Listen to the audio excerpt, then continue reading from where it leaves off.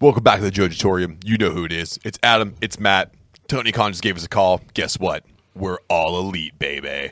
It's because he likes world champions. That's right, he does. So, First Sip Brew Box brought you the gear, and it was good. So they brought you a podcast, and it was also good. And now they're bringing you First Sip Studios. From She Knows Beer to CNC Malt to Barrel and Flow, First Sip Studios is geared and prepped to capture the essence of your brand and bring it to the eyes and ears you're aiming for.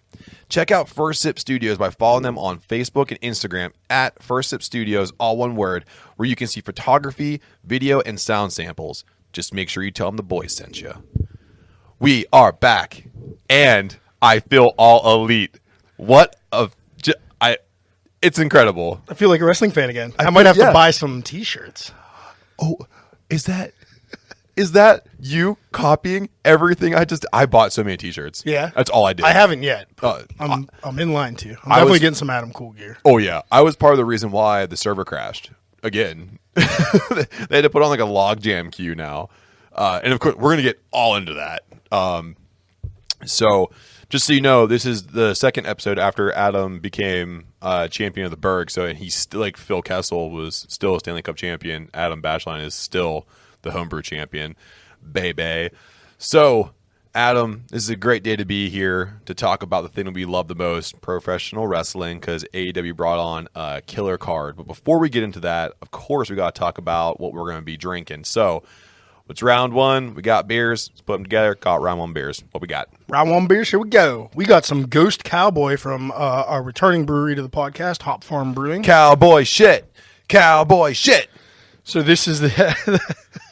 You got me with that one. Hop Farm is out of Lawrenceville in Pittsburgh here, and this is their West Coast IPA.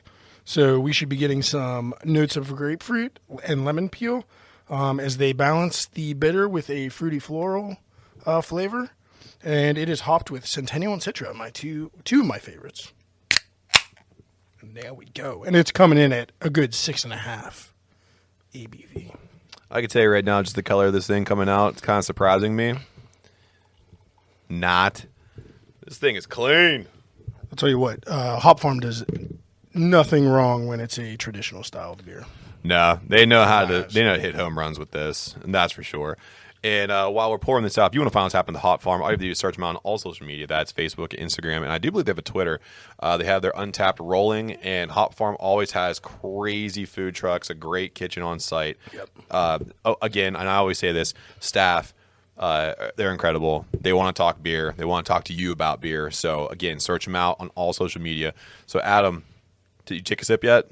I just did. What's yes. it like? It is piney as hell, and it's got a nice little... I do get the lemon peel at the end. A nice little citrusy note at the end. And another thing, while Matt takes his sip, they are almost all farm-to-table and local. So their kitchen is incredibly fresh, and their beers are use a lot of local ingredients. Yeah. Oh, yeah, the citrus on that, the lemon in it really sings through. The bitterness is not super sharp. It's piney, but yeah, there's so much citrus notes that kind of just permeate through the whole thing. It rolls. It's very smooth. Yeah, it just ends on a huge grapefruit note, which is all that. That's all that Citra hops, which beautiful. is phenomenal. Yeah. So we got a good beer. Thank goodness, because we have a fantastic card to talk about. So we're going to review AEW's All Out, and I can only tell you right now, they went all out. This card, from front to back, totally stacked, premieres out the ass, big talent, big pops, great crowd. Let's get into it. So, as every card for AEW, for All Out, for everything, they always have a buy-in. So the buy-in for this card started off with a 10-man tag team match. So you had best friends comprised of Orange Cassidy, Chuck Taylor, and Wheeler Yuta, with Jurassic Express being Jungle Boy and Luchasaurus. They took on the Hardy Family Office, which is Matt Hardy, Private Party, the Hybrid 2, and the Blade was accompanying them. I think we said this before when we were texting each other. We wish the Blade was in the match. Yeah, sure do. It would have been nice. This is exactly what a 10-man tag team match has to be. Super spot-filled. At one point, there was an elephant chain of submissions. I called it the human centipede of submissions. There were ankle locks and rear naked chokes and just anything you could possibly think of. So that was kind of goofy, but Yeah. fun for the crowd. And, Yeah. and Luchasaurus got to come in and run through. I'm a big T-Rex. Big old Barney. He knocks everything over. So, like, and we said this on the last show, the baby faces have to go over. This is to get your crowd pumped up, to get them ready for the rest of it. It's like having a comedian come out during, like, a sitcom, warm the crowd up. That's kind of what this is. Did a great job, but... Right, and this is free on YouTube, so the people Yes. at home, you're also trying to hook them into Absolutely. paying their $50 to watch it. And it worked. The pay-per-view sales for All Out were astronomical, and they said there was a spike whenever people were watching it on YouTube. About 5 minutes into the YouTube spot, they were seeing more purchases. Yeah, I will say I watched most of the buy-in, at least the beginning and then the match. They had a great piece with CM Punk. They had a great piece on Chris Jericho, and they had a good Britt Baker piece, all right at the beginning, telling you their story, catching you up with new content, like sit-down interviews with Punk and talking about coming back and how he felt nervous. It was really cool. It was really well produced. Looked kind of like an ESPN piece, and it was cool. If I wasn't already buying it, I would have at that point. I was just about to say, man, watching again the vignettes leading up to this 10-man tag. You're right, totally spot on. Got you pretty thirsty for those matches. I mean, they were smart. They picked mic tacticians to get on there and really cut some decent promos. You kind of forget, because everyone talks about CM Punk's pipe bomb promo, but he was going the mic just regular. Like, he just knew how to cut a promo. He really is selling the, I'm nervous. I don't know what I'm going to do. I don't know how I'm going to be. And then he gets out in the ring and he's totally fine. Will the people like me? Will they still like me? So the one cool thing that did happen here in this 10-man tag team match, a very under-the-radar return, the Butcher finally came back. First big return of the night. Yeah. So, friend of the podcast, of course, because we can't talk about the podcast here without talking about Andy. Andy complains on Twitter. So, the Butcher comes out, goes right towards Orange Cassidy, makes like a neck cutting motion, and he has a new tattoo. He has the new scissors on his throat, and I guess he wanted to cut Orange Cassidy's hair. Yep, that's what they were going for. So. Don't really know. I mean, if I'm talking about Butcher and Blade, I'm thinking they want to like cut some ham hocks off of them. But they said, you know what? We want that hair, bro. Cut and a shave. That's what they're going to change the name. The cut and the shave. So. Again, great spots in this match. It built the crowd. The crowd popped for all the spots. It was exactly what you wanted. Before we go to the next match here, I just got to say this. I still hate Private Party so much. And I still hate Luchasaurus so much. Yeah. Just go away. And I would like Jungle Boy if he just wore different. More clothes. Yeah, just different. Just different wear. You can wear trunks, just doesn't have to be like the Tarzan cod piece. Like It's terrible. just can't take him seriously. Well, I It think looks like, what is it, Mowgli from the Jungle Book? yeah, he's wearing Mowgliing it up. He's wearing a Baby Gap Speedo out there, and it's And it's just shit brown. yeah, it's just I don't know, spice it up, bro. Moving on to the first match to kick off this pay-per-view card, and I couldn't think of a better match to get this thing going. Oh, God's favorite champion, the Redeemer, Miro, bringing up the TNT Championship to lay it on the line against our boy, Eddie, the Mad King Kingston. Talk about a perfect match to just get it to go. Miro, strong style. Eddie Kingston, strong style. Super stiff, as we thought it was going to be. Heavy strikes in this one. I felt like during this match, though, that Eddie Kingston was kind of playing the comeback throughout the entire match, which, I mean, for Christ's sake, that's what you're going to see anyway. But Eddie Kingston got to show off that beautiful exploder suplex. Yeah. Did it twice, I think? At least versions of a suplex twice. Yeah. Oh, my God. And, like, big lifts, too. Like, super, like, 6 inches off the mat, full arches. I mean, it was fantastic. And it was kind of cool to see Eddie Kingston push Miro to his limits. Yeah. Eddie Kingston doing the scouting, knowing that neck and head trauma can take the beast down. Yeah, and he got a lot of offense in like we were hoping last week. He ended up getting the short end of the stick, but they put all the heat on the referee. The referee seemed to cost him the match, which is getting me a little excited, Matt, because in 2 weeks, they're in Kingston's hometown. So will he get a rematch?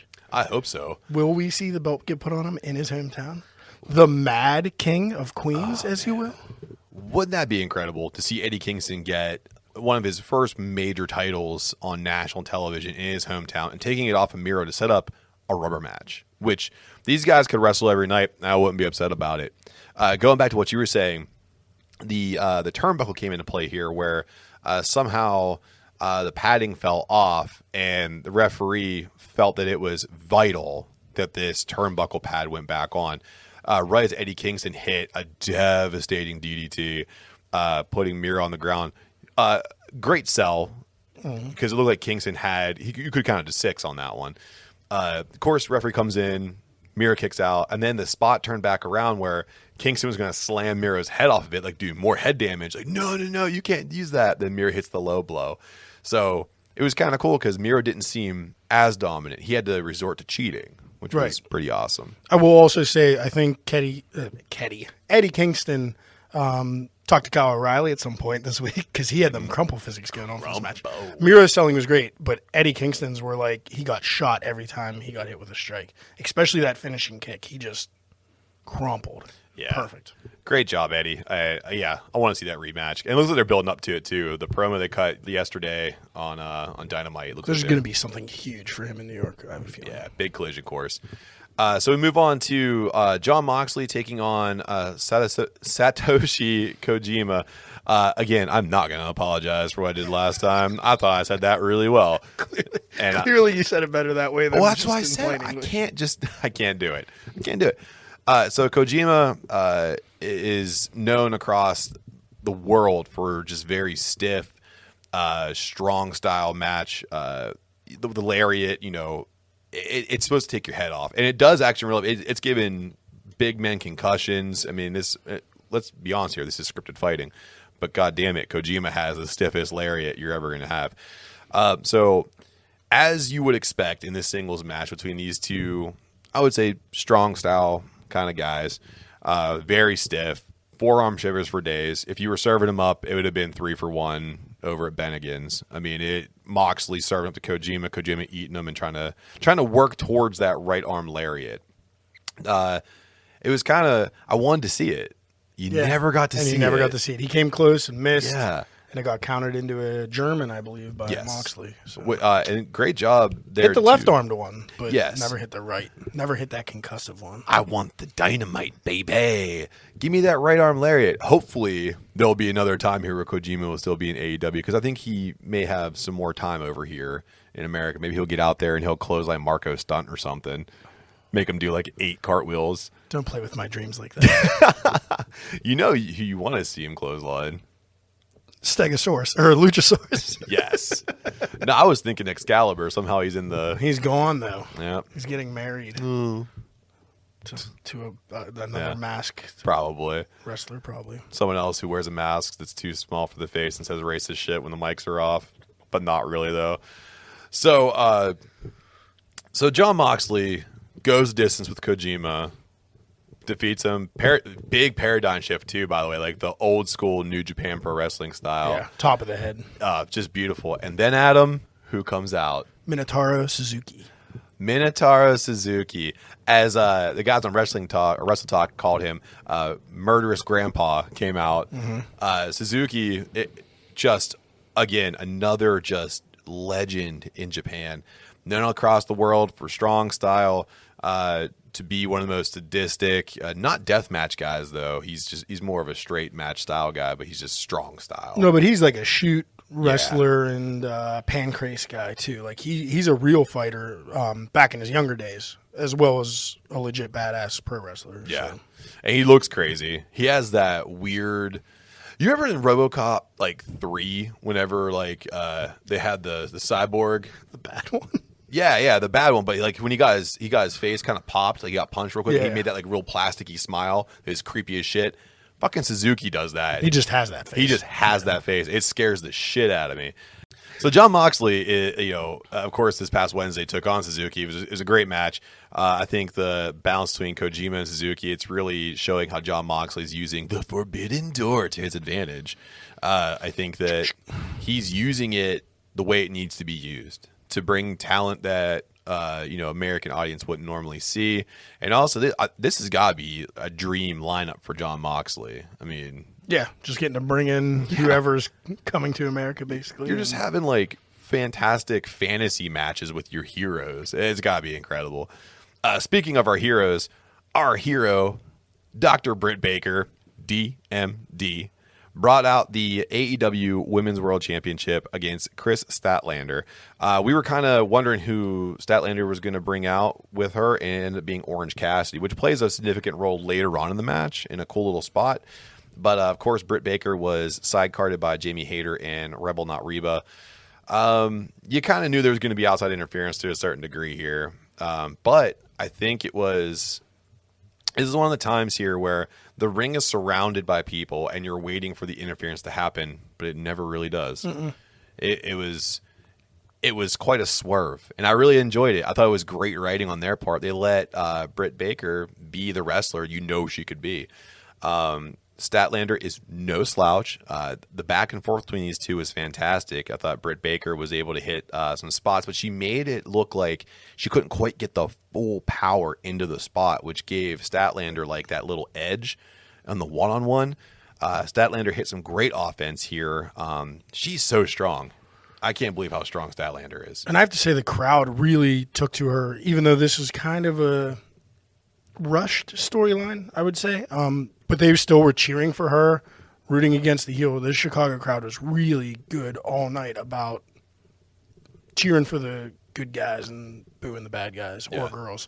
And this was a great example of that. And Statlander is a pro. She is a future champ. It just was, like we talked about last week, a little too soon. Yeah, this match was predictable. You kind of knew Britt Baker was going to bring it out. But the way Britt Baker was written in to win this match was incredible because she had to reach back into her bag of tools here, and she pulled out the Pittsburgh Sunrise, which we haven't seen since when she first came on the scene and she was a babyface.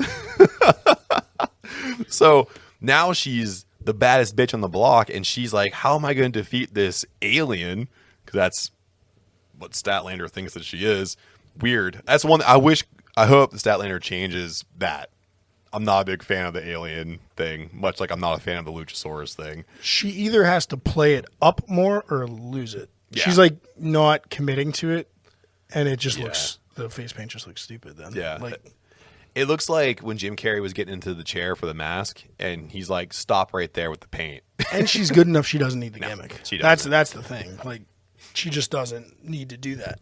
It'd be cool if she went to like more of like a punk rock kind of thing. Like if she was just like, I'm just badass. Like, and that would fit in with the whole best friends thing, just kind of being like jean jacket, like White Snake style kind of punk, you know? Oh, there you go. That'd be kind of cool. Little hair metal. Yeah. Hair metal Statlander. Hair metal Statlander. I'd put a belt on that. So, like I said, Britt Baker came out and she hit the devastating Pittsburgh Sunrise and was able to roll through to get the what she calls it, it's not the mandible claw. What does she call it now? I forget. The lockjaw. The lockjaw. Puts in the lockjaw. Chris Statlander sells the lockjaw very well. She acts as if she completely, like she's exhausted. She's passed out. It's over. She can barely tap out. Great match here. Great push for Statlander. Great clean win for Britt Baker. She needs her people to interfere, but she showed that she can wrestle a full match without outside interference. You missed the big part though. What was that? When Orange Cassidy turned into Mick from Rocky. That's right. You mentioned it at the beginning. So at one point, Statlander gets thrown to the outside, and she's out, and she's got to beat this 8 count, and it gets to like 6, and Cassidy's just standing there all cool, and all of a sudden he tears off the sunglasses and says, get up, you can do more damage, and she jumps in right before the 10, which is like really cool. A man that's shown little to no emotion for the 2 years AEW's been around, to break it for this match, and it completely worked. Yeah, The crowd went nuts. Yeah. Get up. Orange loves you, kid.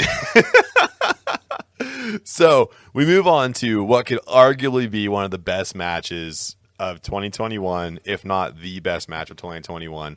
The Lucha Brothers, Penta El Cero Miedo, and Rey Fénix with Alex Abrahantes taking on the Young Bucks.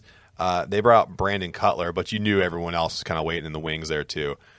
In a steel cage match for the AEW World Tag Team Championship. Now, one thing we said in the last episode, we prayed for the health of Rey Fénix. But honestly, Penta got his ass kicked a lot. Penta took a lot of damage. Yeah. This match was, both these teams kind of get a little bit of heat because they're considered to be spot teams or not like cycling tag teams, tag team wrestling at its purest form.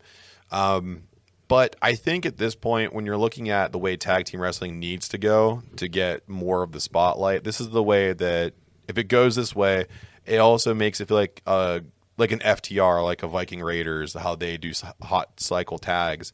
It makes you appreciate it, but you don't need it all the time. Well, that's what I usually don't like about Young Bucks matches. But the stipulation in this negated that. Yeah. And just let me enjoy the match because it was tornado tag rules. Mm-hmm. It was in a steel cage, no holds barred, double team, all the fuck you want because that's what the rules stipulated. Yep. So I could ignore that and shut that part of my brain off and just enjoy the video game that was happening in that cage. It was incredible. So I will say like this is my favorite Young Bucks match I've ever seen, especially in AEW. I'd have to go back into the history books to see if there was something before that. But this match was incredible. And a really cool thing about how they shot it over other steel cage matches, they actually had a cameraman in the one corner. Yeah. So you got a really clear view of most of the match. Yeah. And it looked great. I was worried for a second because when the match first kicked off, you didn't have that quarter angle camera. And I was like, oh, shit, I'm going to watch this whole thing through a fence. I was getting nervous. Or like the overhead, the Cody cam. Right. Was overhead. And then as soon as it cut to that camera, it was pretty quick, the transition through the camera. I was like, get the fuck out of here. Perfect. Great job. The spot that I have to talk about, and then the one spot that's clearly everyone's talking about that is Rey Fenix going off the absolute top of the cage. I want to talk about two things. One, how quickly all of these men were able to scale the cage. It's always like, take your time. Nah, the Jackson brothers, they looked like spider monkeys. They would just hop, skip, jump up. Rey Fenix, quicker than a hiccup. Good old JR. And then Penta, he's no slouch either. That dude was tightrope walking. Dude, it was fantastic. The spot where Penta slid in front of Rey Fenix to take the loaded super kick with the thumbtack. Thumbtack Jordan. Oh, my God. The shaking his head, no, don't hurt my brother, and then just takes it, boom, right in the forehead. What a spot. Because if you look back at it and you look at some of the replays, these guys must have had a handshake agreement in the back. Like, don't hold back. No. He kicked those thumbtacks into his face and tore his the mask, tore his flesh. He's bleeding under the mask, which looked awesome. It was the best visual of the night. But yeah, just an incredible sacrificial lamb spot. The older brother protecting the younger brother, who was pretty much down and out at that point. Yeah, really cool spot. Of course, followed by the second spot with Penta doing a running soccer kick on the top of the cage and then jumping off it. Amazing. Because this is just too stable. I need to jump off. It's like, this looks like a good spot to go from. And it's cool, too, because Penta's, tapping on Rey and, pointing to the top of the cage like, this is your moment, man. It's time. It's time to take everybody out. When Penta kicks out of the BTE trigger, I didn't think that was going to happen. And then the ramp up to the finish. The finish to the end of the... people kind of thought it was kind of rushed. I thought it was, the Lucha Brothers found that last surge of energy. They're like, all right, get it all done. And then stuff pile driver to the pin. It was fantastic. Yeah. I mean, this match was great. And it was 22 minutes, so nothing was rushed, but it was action-packed. It did not feel like 22 minutes at all. Not at all. And then after the match, they're celebrating. Never been happier to be wrong, by the way. I thought the Young Bucks were taking this. You called this one. Yeah, never been happier to be wrong. Because, the Lucha Brothers are celebrating in the ring. Bloody, put the belts on them. And then Rey Fenix starts going up the ramp, but you're like, where the heck is Penta at? And his 3 daughters come down and hug him, and there's they wore their white sweaters. Yep. So there's their dad's blood all over them, and they're crying because they're making sure he's okay. Yeah. And it was just, I don't have kids, but it was a touching moment for me. I was like, wow, this was a really good match. And that just put the stamp on it. Oh, yeah. You could tell everyone's kind of like, okay, guys, we got to get the hell out of here. You can see Penta's trying to wave them into the ring. Everyone's like, no, we got to go. And then he's like, nah, man. I just won these tag team titles in probably the best match of my career. My kids are getting bloody hugs. Raise the cage slower. We'll work it out. Take it off the Paul White match. I have a theory about that match, by the way, when we get to it. Yes, but to close this one out, I don't know if we have it in our notes later. Are we doing? Oh, never mind. We're doing it later. Yeah. I'm not going to say nothing. You save it. So we move on to the 21-woman Casino Battle Royale for a future AEW Women's World Championship match. Now, I have criticisms about this one. Oh, because your dumb picks didn't make it to the end. Ty Conte made it very, very far in this match. You stop it. But do you like that I predicted what's happening there? There's definitely a tag team forming between the two girls who thought were going to win it. Yeah, for sure, yeah. I think the one thing that was kind of like great pacing by the way, I have no problem with the action inside the ring. I thought that all the spots looked pretty good. And I think a match of like this, like a clusterfuck, just feel good match where you get to see a bunch of your favorites was great to follow up the extreme emotion we just saw in the last match. Yeah, you needed a palate cleanser of sorts. And that's what this was. The thing that I didn't like here is that you kind of have storylines that are in over the top match like this, and the women's division is so fractured over the 4 different shows that you kind of don't know what's going on. Like I had no idea that Big Swole had a feud with anybody right now. I thought she was out with an injury. I thought she just came back. Yeah, to be honest, I wasn't sure. There are feuds all over the place. Rio has a feud with she went straight after Nyla Rose. Nyla Rose, yeah. There's all these feuds. I didn't know about them because they're not really getting the push, you know. So I'm just going to fast forward to the spots that I really like at the end here. Ty Conte was doing a great job with Thunder Rosa, Nyla Rose, and, of course, the debuting Ruby Soho, who came out to thunderous applause and pops, as she should. So those last 4 women are in. I liked how Ty Conte was able to hang on for as long as she did because I agree with you, Adam. She's right there, but she's not ready yet. Yeah, she's on the cusp. She just needs a little more crowd backing, and not that she doesn't have it, but she just needs that rocket strap to her. And I think she's getting there. But I think another thing you said too, there's big tease about new titles and stuff coming through, and I think that you're right. If they debut a women's tag team championship match, she's best to be tied up with Anna Jay to get those titles. That's a great stepping stone for her to go to the next level, and for Anna Jay too. She's just coming back from a major injury and surgery, and so. It goes down to 2 incredible women, Ruby Soho, Thunder Rosa. I actually thought that Thunder Rosa was going to win this one. I really did. I did for a second, too. Yeah. Only because, AEW does a pretty good job of not letting the newly debuting people take it right off the rip. That's really not what they do. But you know what? I think Tony Khan kind of read the room and knew, a match between Ruby Soho and Britt Baker, the history they have breaking into the business and everything, it's going to sell. And you got 2 months before the next pay-per-view, so you need this in-between match. Hopefully Thunder Rosa gets in there before Full Gear. Yeah. That's my saving grace. But my one thing about this match that I took away, which was nothing that even happened in the match, it was, again, with the crowd. It was clear, and we knew here, we pretty much knew she was debuting. The crowd clearly knew. And in the competition, WWE, if a secret gets out of a debuting superstar, they swerve the crowd and everybody gets disappointed. So this surprise was clearly ruined. Everybody knew she was there, and the pop was huge. Yep. It was gigantic, and I think they did right when the pop's that huge and everything's clicking. Even if Thunder Rosa was scheduled to win that, maybe they switched it in the ring. I don't know. But it was a great choice to have her come in and then still be strong. Yeah. Because, why debut a big name who got the biggest pop of the match and then throw him right out?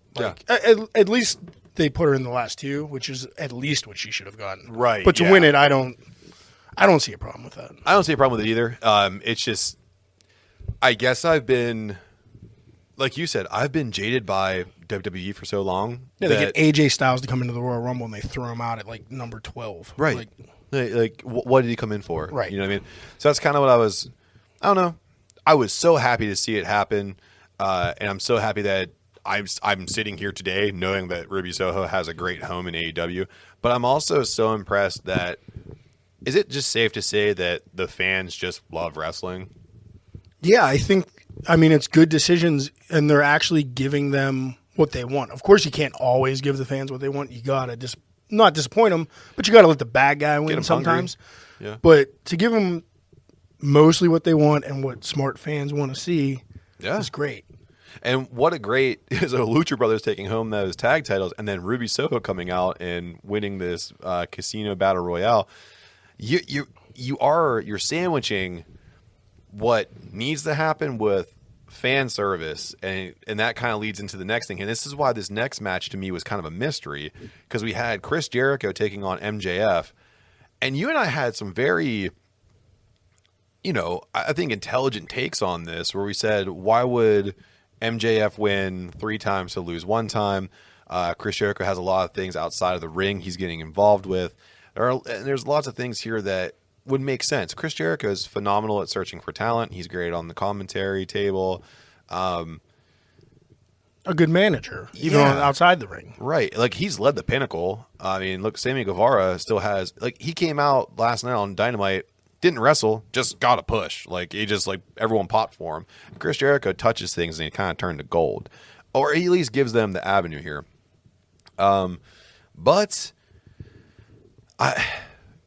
Okay, Chris Jericho defeats MJF by submission. The submission was cool. I mean, I love the Walls of Jericho, the Lion Tamer, whatever you want to call it. It was the Walls of Jericho. He tried to go Lion Tamer. He couldn't do it. Too fat.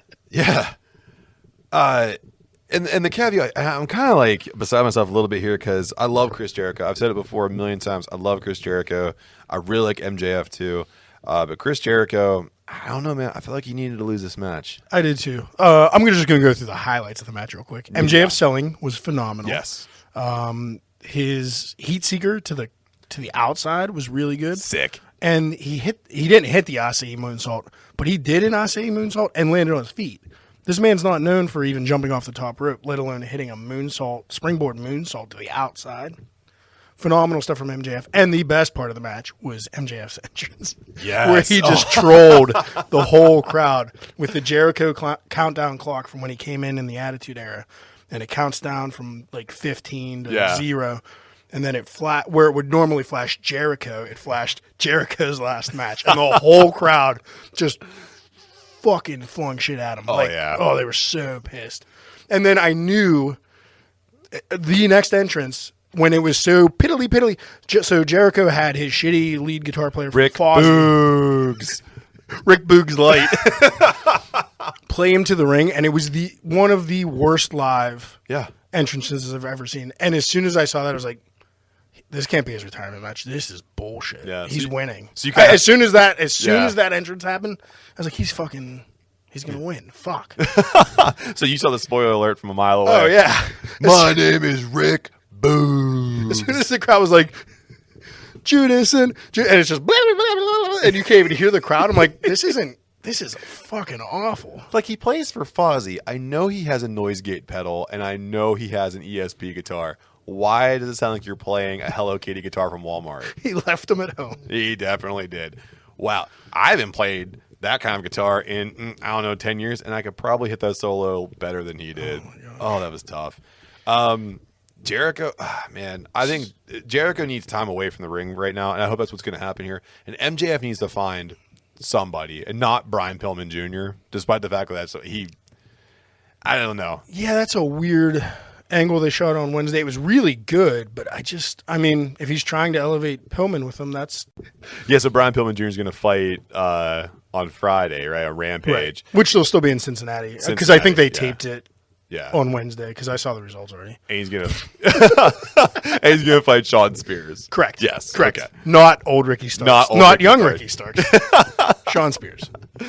So we move on to a match that everyone was anticipating here. The return of CM Punk as he takes on Darby Allin. First and foremost, let me just tell you right now that I knew the pop for both guys was going to be over the top here. But what I was most surprised by, and I shouldn't have been, is the crowd chose sides. Darby Allin's really not a heel, but he was treated like one. He didn't quite get the same pop that he normally would as a babyface, but that's kind of okay. I mean, CM Punk coming out in front of his home crowd. Yeah, I mean, he's the away team. There's not a good or bad team in a sport. There's home and away. Yeah, it's home and away, and he was the away team. And he faced a debuting, not CM Punk, But CM pants. Yeah. What happened to his trunks?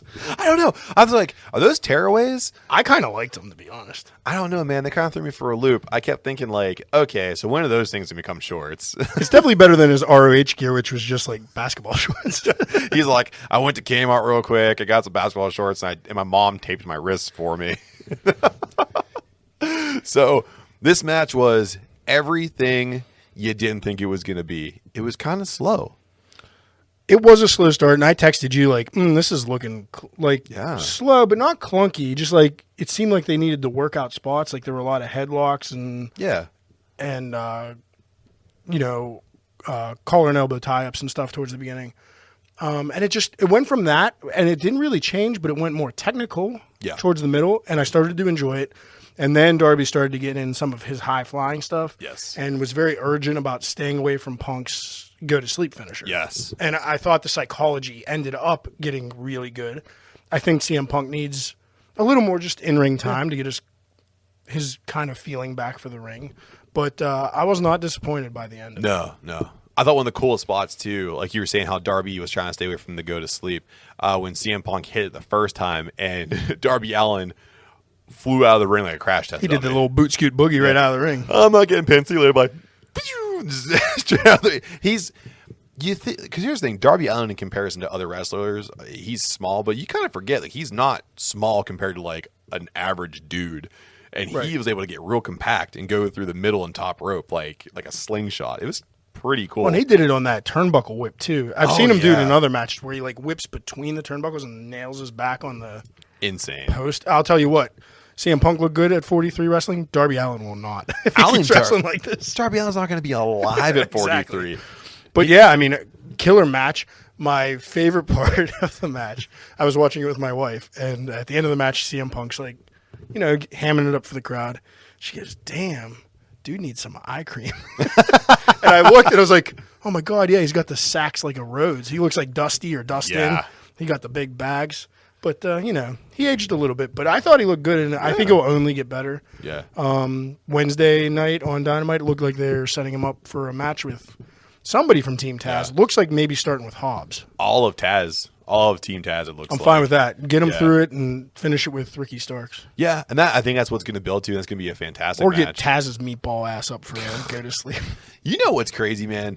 They played like some old Taz clips before about like how he was in phenomenal he was shape. A badass in ECW. And then they're like, he's my favorite wrestler in ECW. Oh, absolutely.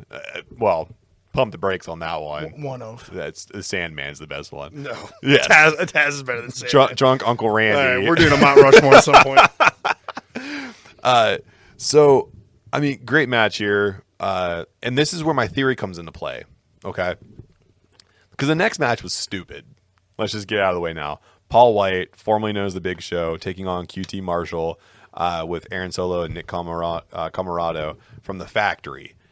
Here's my take on this. Was the match good? It happened exactly like I said it would. Yes. By the way.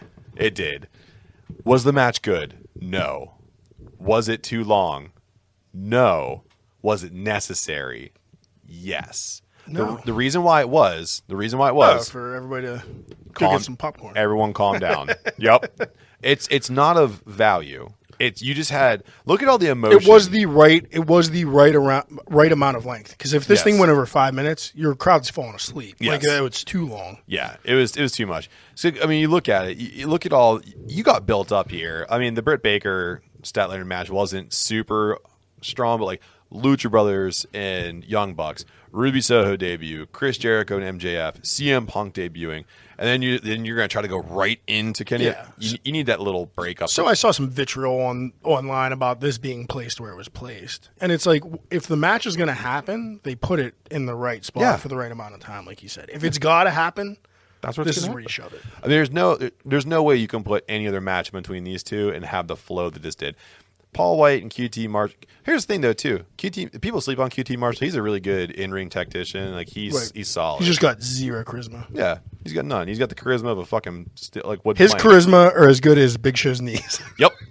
And if you don't know what we're talking about, them fuckers are shot. Dude, he needs like the little Jimmy freaking leg braces. Like his The knees, Forrest Gumps. his knees are touching. Yeah, dude. Yeah. Yeah, it looks like He is knock-kneed as hell. He has just legs. There are no knees. It's just pieces. Yeah, poor dude. Yeah. Paul White, it looks like he kind of kept his weight off, though. I mean, like, weight-wise, he looked okay. He did not look his worst. No, he didn't. When he's looked his Looking worst. at you in 2006. Yeah, buddy. Yeah, this match was placed where it needed to be. Paul White defeats QT Marshall. I think this is dead. I didn't see much after that. Or just keep that shit on Elevation or whatever. Because the other thing, too, Aaron Solo and Nick Camarado, they do need their reps and to have a good... Yeah, but they just got smacked and chokeslammed. Like, they're not... Yeah, because Paul White is forever. I mean, they got some exposure on TV, at least, I guess. Yeah. So... we go on to the main event here with Kenny Omega, the belt collector, bringing the AEW World Championship with Don Callis, that carny bastard, taking on Christian Cage. Christian Cage came out by himself. He had no assistance, which you already kind of knew from the door. Like, that's not good for you. I could watch Kenny Omega and Christian Cage wrestle each other every Monday, Wednesday, Friday, and every other Sunday and be fine with it. I'm totally fine with it. Oh, we differ there. Yeah, I know we would. But I think that the way that Christian Cage can sell and the way Kenny Omega can pitch all of his moves, you're just looking at two guys that play well off each other to the point where, like, you know Christian Cage is going to get his ass beat, and you know that he's going to have to try to, like, climb back into it. That's his gimmick, outwork everybody. And that's exactly what happened here. Kenny Omega, like, those Snapdragon suplexes, second to none, man. I'm not saying it was a bad match. I'm just saying I've seen this match twice, and I'm good. Yeah. Like, I don't think they can do more. I think their first match was better than this match, to be honest. I don't know, man. Not live, because it was okay live. Yeah. But seeing it on TV, I thought there was more fire for that first match. And maybe it's because the crowd was there for an hour and a half instead of 4 hours. But well, also too, I think whenever someone knows they're dropping a belt to somebody and someone knows they're getting a belt from somebody, there might be a little more piss and vinegar there. Yeah. But here's the thing: yeah. could you imagine if this card remained the same and this match was Adam Page instead of Christian? This pay-per-view would go down in history as one of the best. Yeah, that's what I'm saying. Not saying it's a bad thing, but we already saw this match. We already saw Omega lose one belt to him. Yes. We knew what was happening. Yeah, a predictable, but still a good match. Yeah. I'm just saying it's not the most exciting thing on the card. But on the card, match, right? No. Right. Oh God, no. This card is stacked top to bottom. It's just weird that they weird that they ended with it. They kind of had to, but yeah, it didn't. I don't know what I'm. It just ended on. You felt the match ended kind of on a cold note. You felt like it was vanilla. Yeah, a little bit. Okay. But it's not. I mean, the table spots were great. Yeah. The finish was phenomenal. Because the finish is Kenny Omega hitting the one-winged angel off the Avalanche. second second turnbuckle. Which is funny because Christian Cage went up to hit the kill switch off of like the top. And I was like, he's 47. He's not going to be able to pull that off. Like, that's going to kill him. And then he takes the one-winged angel instead. And I'm like, holy That's shit. way worse. Yeah. After doing that table spot where he, like, gigged himself on the ribs. Yeah. They had some weird breaking tables in that match. But Yeah. Like the arm, like the legs of the table were coming up through the plywood. Yeah. It was that's the most dangerous I've seen tables since the Dudley Boys were putting everybody through fucking tables. Yeah, they gotta gimmick them tables up. Yeah, hey TK, you got money, man. Go get a little saw. Just saw them in the middle. A little bit in the middle there. You put some scotch tape on the middle. You prep it up. Unscrew the legs a little bit. Yeah, just a little. But yeah, I mean, I think it was a good match. I'm not gonna go blow for blow for it because I was in and out of it. But yeah, no, I don't blame you for that one. I think you hit the golden spots of it. The table spot was fantastic. The Avalanche, One-Winged Angel, because it made it feel like Kenny Omega had to hit the Avalanche, One-Winged Angel to put Christian away. You could see Kenny does a good job too about selling panic. He sells panic in a match just as well as Christian Cage sells getting hit. Right.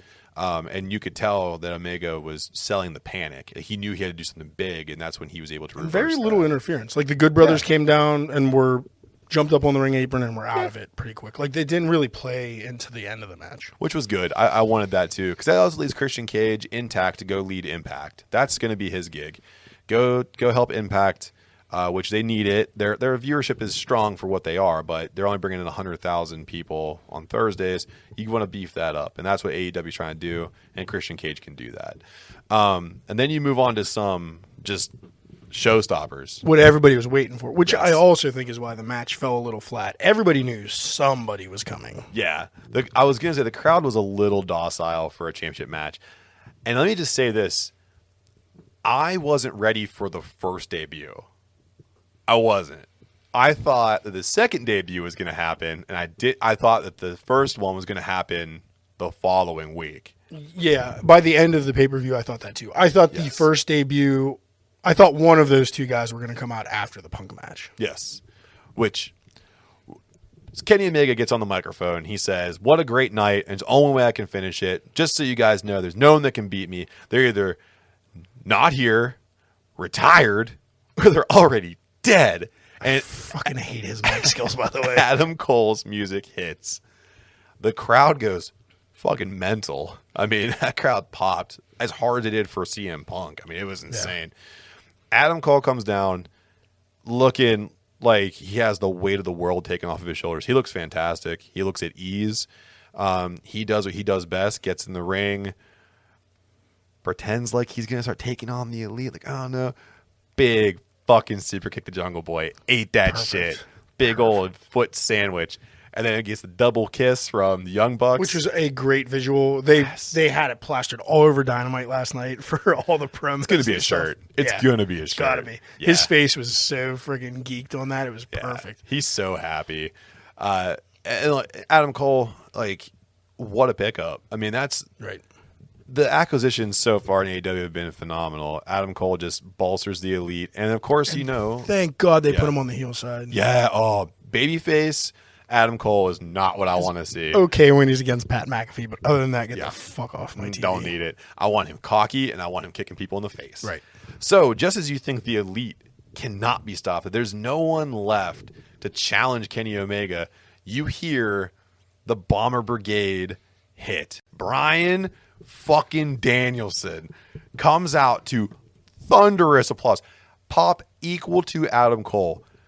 Looking like he just fell out of like a fucking A&E, like AEM or whatever the fuck's that place called, Hollister. Whatever. Hollister. Falling out of the same barber chair as Brock Lesnar. Yeah. They have a similar man bun going. Mini Brock Lesnar comes out. He's looking great, by the way. Oh, he looks jacked. Looking good. Comes right down to the ring, and he is in the American Dragon persona.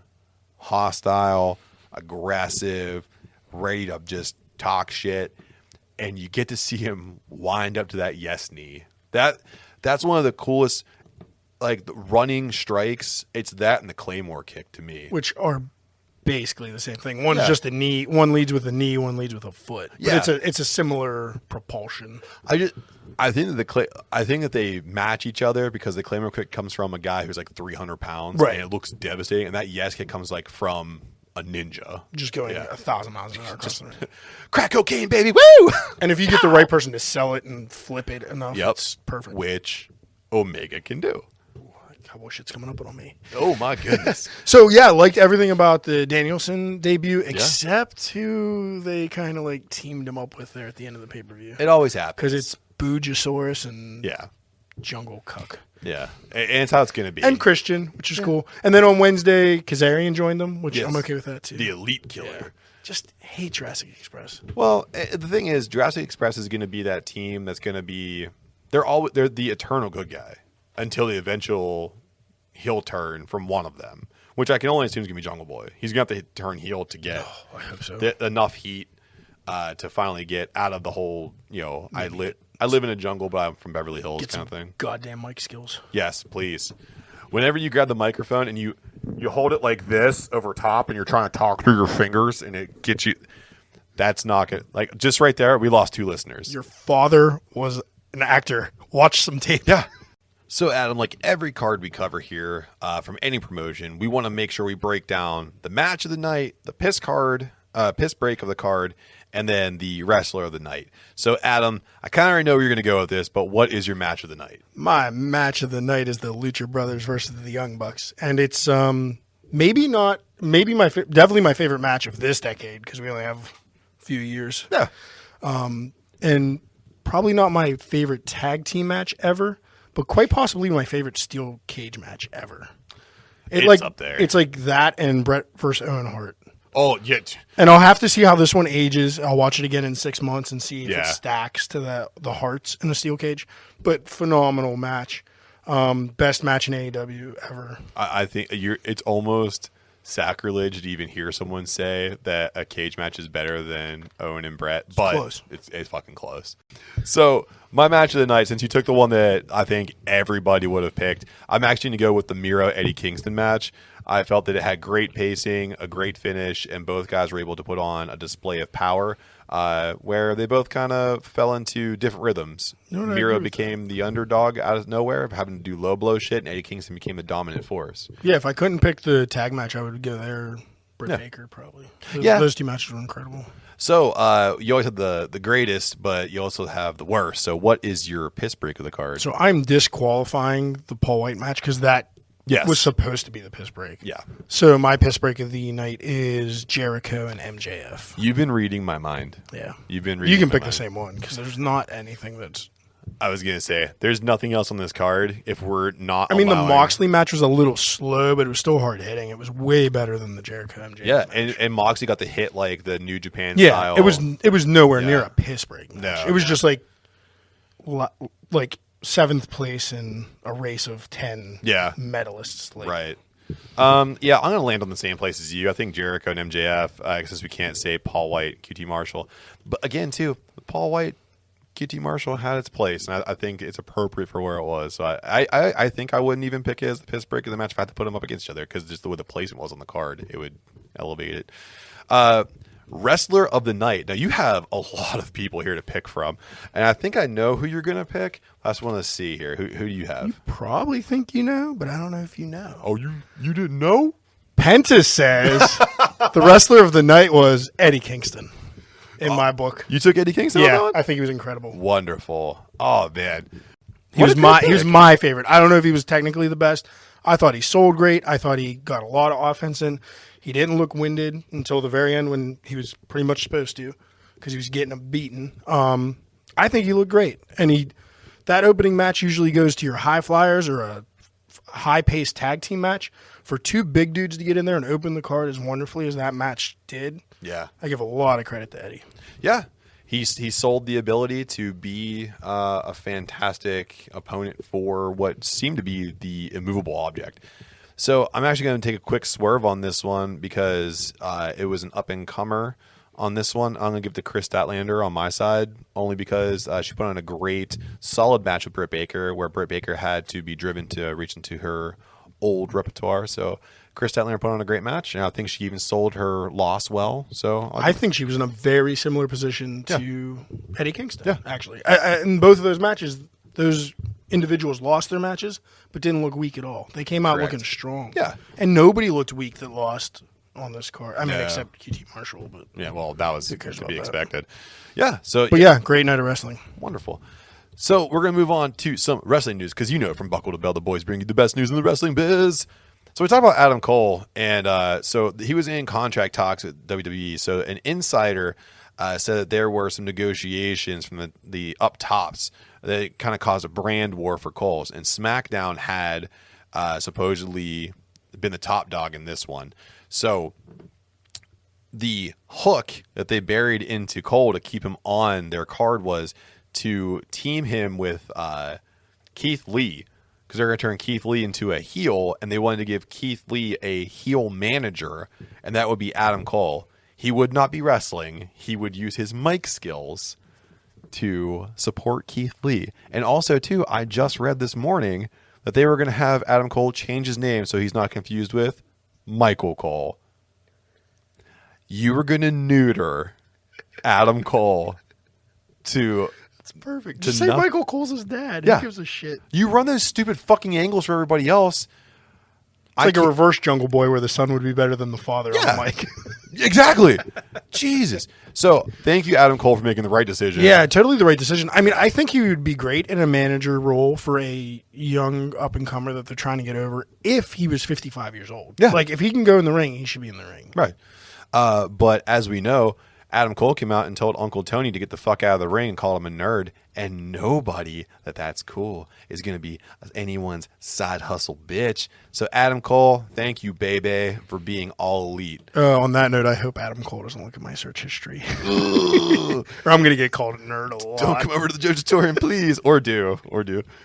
So Bryan Danielson, CM Punk, Adam Cole, Ruby Soho, all debut for AEW. And there's a bunch of other names that are rumored to debut for AEW in the near future.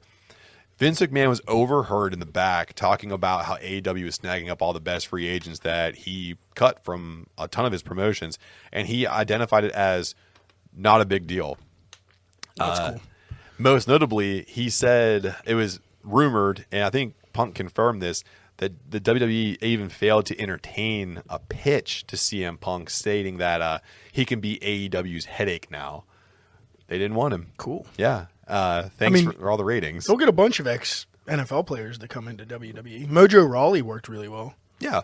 Look what he was doing, right? Yeah. Just crushing it.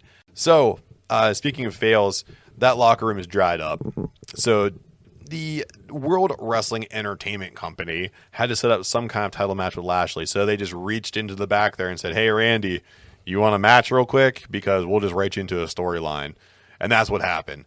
So, the back room is stale, lessened of talent, and they say, fuck it, we'll just push Orton all the way up to Lashley. So now, instead of bringing young talent up, getting them prepared for the next wave, they have Lashley and MVP taking on RK Bro for the Raw Tag Team titles, and then Lashley taking on Orton for the for the WWE title at Extreme Rules. Who wanted to see that? I'm surprised they just didn't double duty Goldberg into both title matches. He'll come out and interrupt the match. Freaking ridiculous. So dumb. This is what you get when you rip everybody out of your locker room. You have nobody left. It's over. You need to hope that Damian Priest finds his mojo super quick. Yep. So speaking of mojo, Jon Moxley went over to GCW just for a little nightcap where he defeated Matt Cardona, the Deathmatch King, on September 4th. It's funny because if you don't know Matt Cardona, his catchphrase is always ready. And it's always ready until Jon Moxley screws him over. So now it's, I'm always ready. Except when Jon Moxley came in here and screwed me on my championship. Who cares? Matt Cardona, you're a gift. And I love everything you're doing right now. It's so much fun. Jon Moxley defeats Cardona. Nick Gage comes back out to the ring and challenges Moxley. Moxley's retort is, if you want a shot, you know where to find me. But Gage said, fuck you. If you want to wrestle me, you got to do it in GCW. So they're going to lock horns again on October 9th in Atlantic City during a taped television. I got a slight spoiler on this morning, too. So this is not going to be a one-off. This is going to be a program between the two, apparently, until around WrestleMania weekend. Nice. Because I guess GCW has a huge show that weekend every year, so this should get interesting. I'm pretty excited for that. So I heard Triple H underwent some surgery. He did. Moving on. Triple H undergoes surgery. We found out that the Cerebral Assassin recently went on a knife after what was reported as a cardiac event. Further details are not currently known right now, but all we can really do here in the Jojitorium is wish him a full recovery. Yes, please. Yeah. You cannot die before Vince. You're our savior. Yeah, you're the only one that can save NXT from the hands of McMahon and Khan. So, we talked about all this talent jump into AEW, and apparently someone up top in WWE doesn't know how to work on contracts because Kevin Owens' contract was originally scheduled to expire in 2023, but due to some restructuring and some lazy eyes, it's going to expire in early January 2022. Owens has already sent out 2 cryptic tweets. The first one being the accordance to Mount Rushmore, which was his stable with Adam Cole and the Young Bucks in Ring of Honor, and then he also typed out Almost There, which is a second reference to the same stable that he had with the Young Bucks and Adam Cole that lasted from 2013 to 2014 when Owens signed with WWE and then was triple super kicked out of the group. He ate it like a champ. Go back on YouTube and watch it. It is like it's like a cannonball hit him in the face. At the time, wasn't he also dressed like a young buck? I think. Yep. Yeah, it's pretty good. He wore the spandex, all the tassels, did the poses. So yeah, I mean, I don't know what's going on in WWE's contract department, but they have some troubles. And Vince, I know somebody that works close with contract management. Just saying. Yeah. Give me a call. You want to see your talent get retained on the cheap? I'll make that money and work for the devil. Yeah. I've done it before. DKandWTB@gmail.com. Last but not least here, one of the favorites here, Wyndham Rotunda is now back in contact with AEW and Impact. It's catching fire. Right now, both promotions are fighting for his services, which is fantastic. Apparently, again, Impact is going to offer him full creative control for any character he brings to the promotion, while Uncle Tony then goes to say, yeah, I'll do that. I can also offer you larger crowds, more earning potential, and the ability to wrestle in other promotions all around the world. No brainer for me. So I can't wait to see what Rotunda does when the lid's taken off of him. I think I see it happening already, man. Yeah. The Dark Order's got some tension, some divide within it. Looks like they need a leader. And who better to lead than the Dark Priest? Who better than Canyon? Who better than Canyon? Who better? No better. So we are going to take a quick break because we need to refill our beers and we may have a special guest come in for the second half of the show. So we're going to send it off to some people who support us. And if you support them, then you support us. And when you support us, we can bring you some cool stuff. And we have some cool stuff in the works. So please, if you hear something you like, go check them out. And we'll see you on the other side.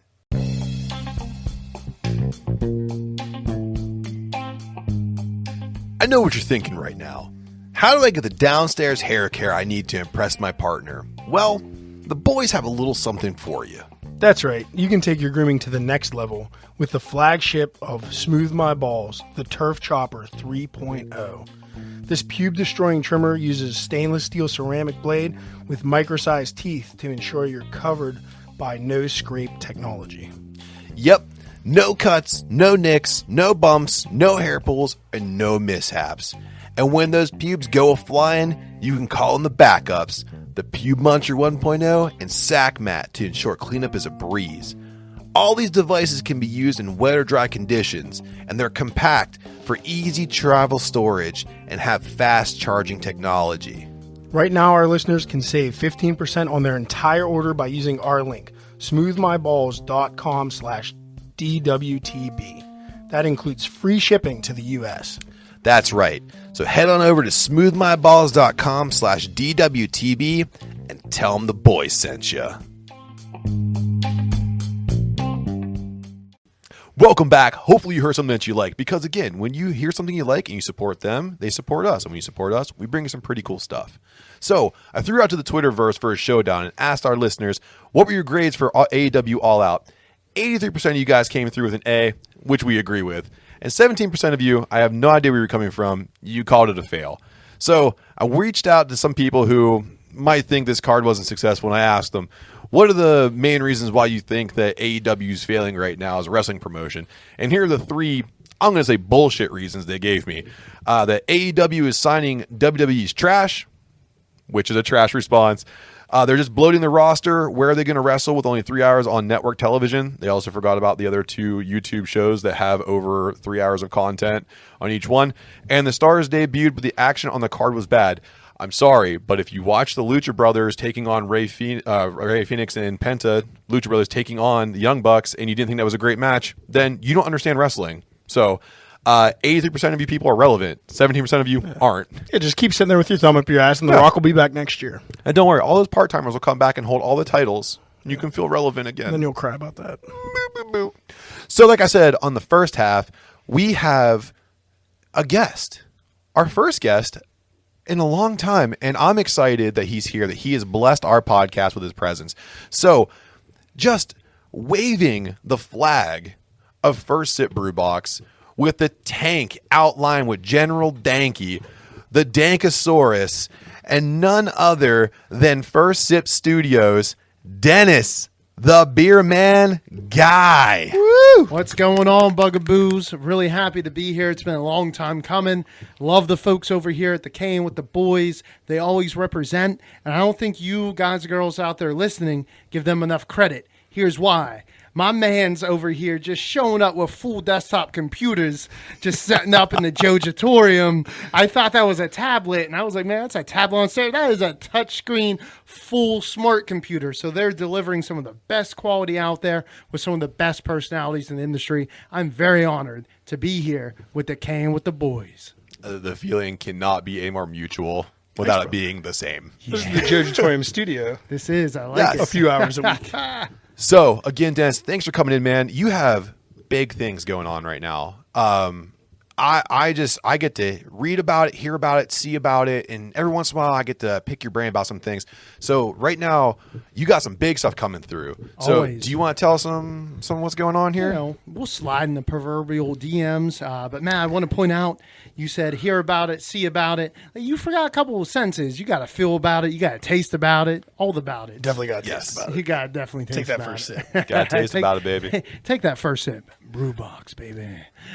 So, yeah, man. So we have a lot of stuff coming down the pike. Number one, you had mentioned earlier First Sip Studios. A few weeks ago, we launched First Sip Studios, which historically as a business, a lot of breweries saw all the hard work that we were putting in. We deliver 300 unique pieces of content on 7 different platforms every single month.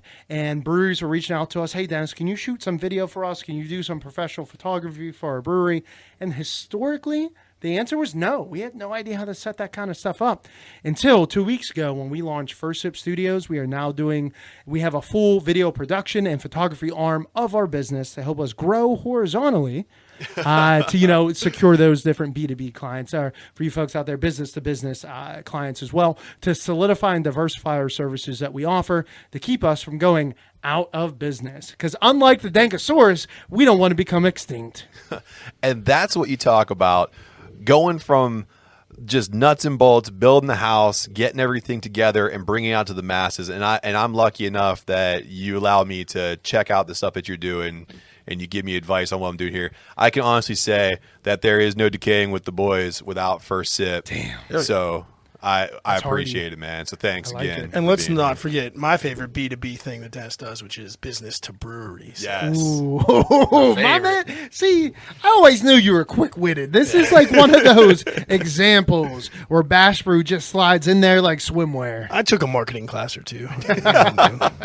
So, Dennis, we are in round 2 of the podcast here. We don't play halves. We play rounds. Ooh. And in round 2, we decided to bring in a beer that you're very familiar with. Absolutely. So if you could please let everyone listening know what we're drinking. No, thank you so much, Matt, for lining out absolutely perfectly, which after listening to quite a few Decaying Boys episodes, that's kind of your superpower. You're the main man of segues. You just line them up and we'll take them away. I appreciate it. So what Matt's referring to is one of our latest collaborations that we've been a part of. Before I dive into that, one of the 3 biggest pillars of First Sip Brew Box is we are Black-owned. Yeah, swagger, baby. And we are also veteran-owned, so I served 8 years in the United States Army. And we're woman-owned because it's me and my wife against the world teaming up to create something really organic, unique from the ground up. So we pay attention to each one of those pillars every single year, doing as much as we can, giving back to different nonprofits and raising money for good causes.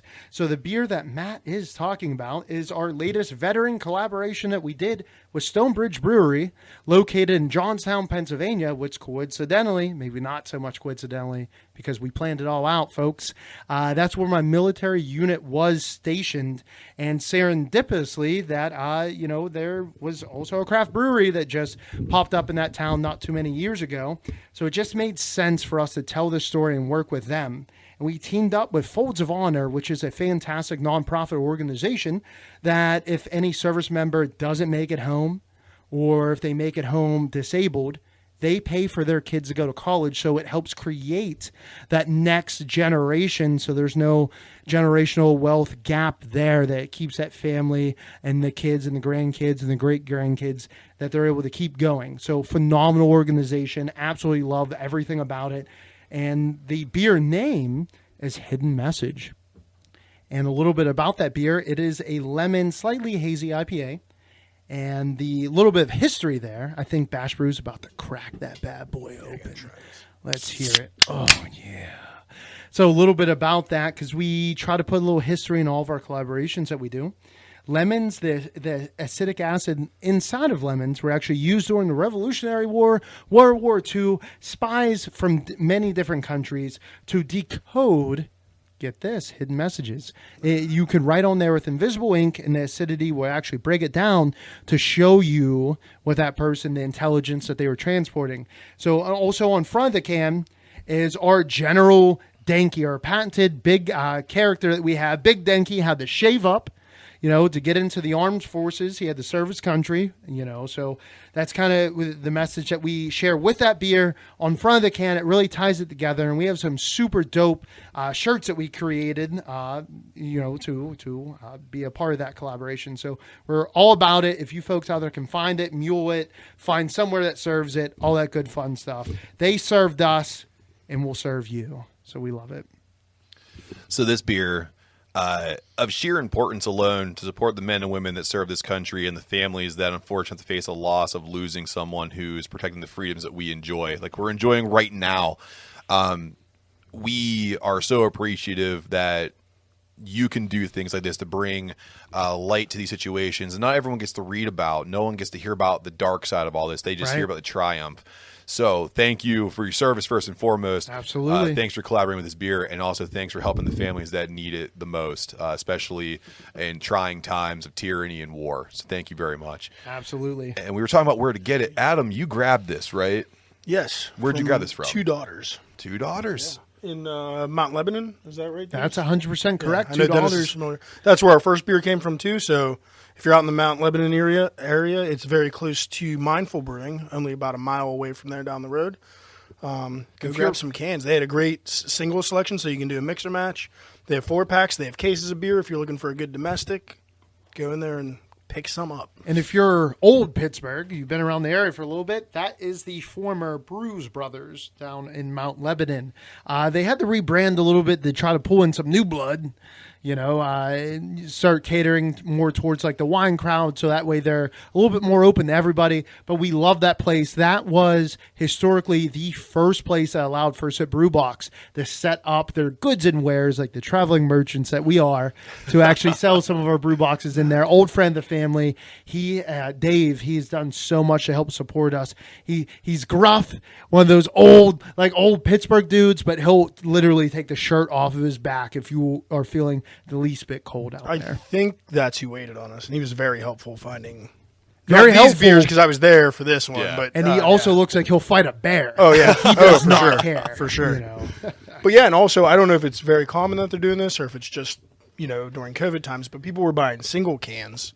Yes. And drinking them out on the nice front patio. They've been known and having to some do snacks. that. It was cool and dog friendly as well. So COVID kind of shook that stuff up. They used to do a lot of stuff inside, but they stopped doing some stuff inside and invested more in the outside of the building. So that way everyone has that warm, fuzzy, safe feeling. They can enjoy beer out on the patio, and they still have a couple of drafts down there too, where Dancing Gnome has a really good relationship with them. They tend to get some of the latest Dancing Gnome beers, and they're huge Roundabout fans, which if you're part of the craft beer industry in and around the Pittsburgh area, Roundabout, they brew beers that beer drinkers love. That's true. Mm-hmm. They're really good with their traditional styles. Absolutely. Now, this beer right here clocks in at 5.5%, so it is a session, and it is easy drinking, and I can tell you right now, it is packed with lemon flavor. The citrus plays well all throughout the entire flavor profile. It's nice and smooth, and it has that nice catch at the end where you want to keep going in for more sips. Exactly what I want my hazy to do for me. Not overpowering. This is a grilling beer. This is a fire beer. This is an everyday beer. This is an American beer. So I love it.